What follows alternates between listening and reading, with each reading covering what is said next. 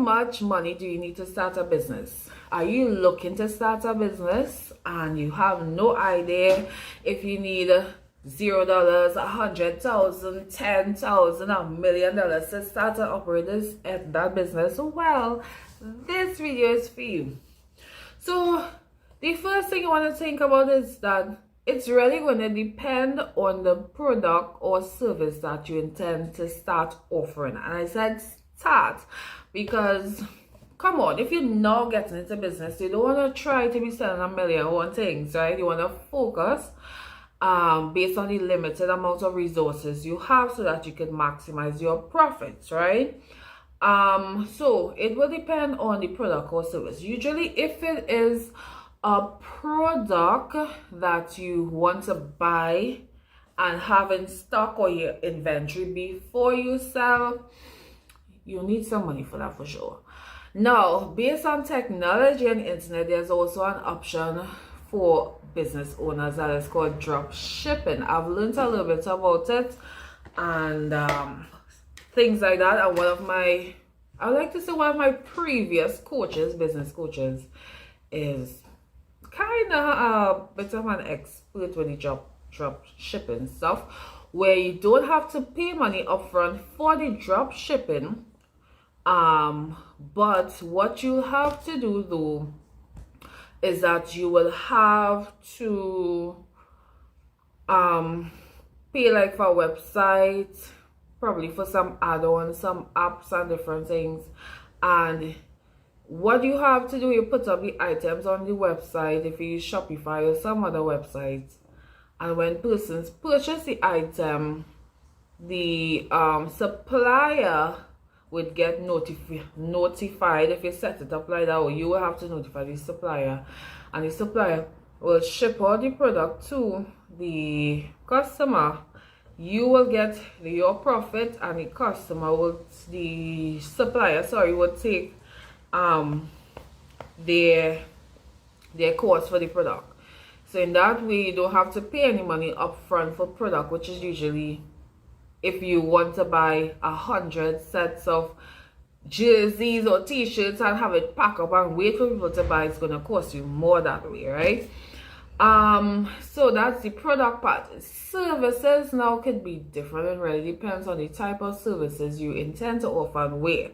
Because of the fact that we live in a more highly technological environment and world, there's so many options when it comes to services. So like me, I've had a product business and I've also have service business. And with regards to the service business, the first service business I had, that particular one was teaching, educational purposes.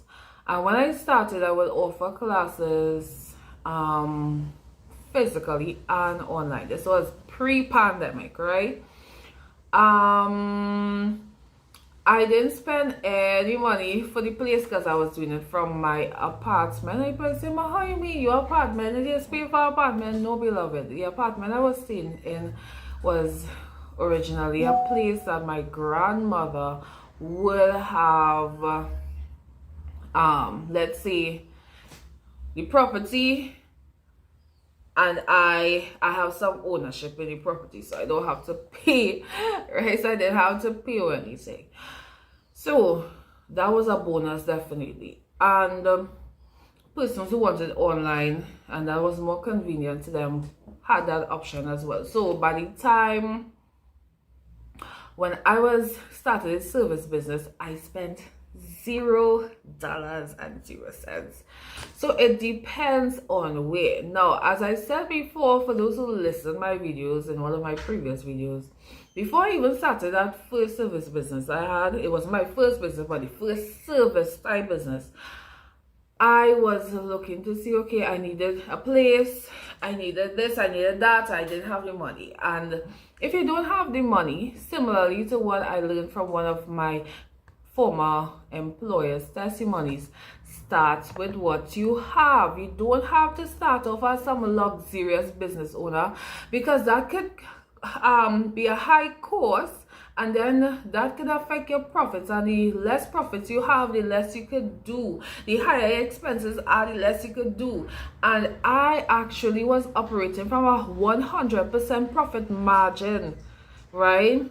So it's only when I started to expand my service business within the well, not even a year now, about some months ago, 6-7 months ago, around there. So then my expenses started to be more higher because I started to hire people. But before that, I was operating that service business at 100% profit margins, sometimes around 98% profit margin. It was like the expense was so low, I was getting most of the money to do whatever I want in my business and for myself. So you want to keep that in mind, right? So what you could also do, you could first like create a business plan. At some point you want to upgrade and have a nice place and that comfy and all these things, but do you need that right now? And then you want to think of, where can I start this business? Where you want to start? Is it that you could start in one of the rooms in your house? Is it that you could start a gallery? Is it that you have another building that you could use, that empty space or that vacant space? You also want to think about, do you need everything that is on your business plan now? Like, do you have to go through all the expenses just to look good in the beginning? And also, what do you actually need to start and operate? What do you need? What are the necessary things, the necessity? What do you need, right? What is necessary? What is a must? And do you have to go out and spend?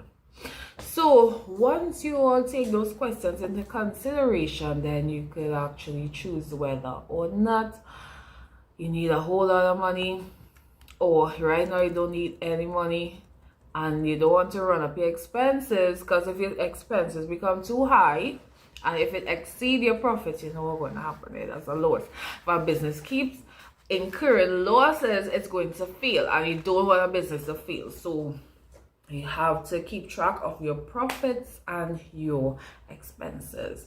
So I hope this video was a little bit enlightening to you all. Don't forget to like, share, and subscribe. And I'll see you all in a future video. Bye.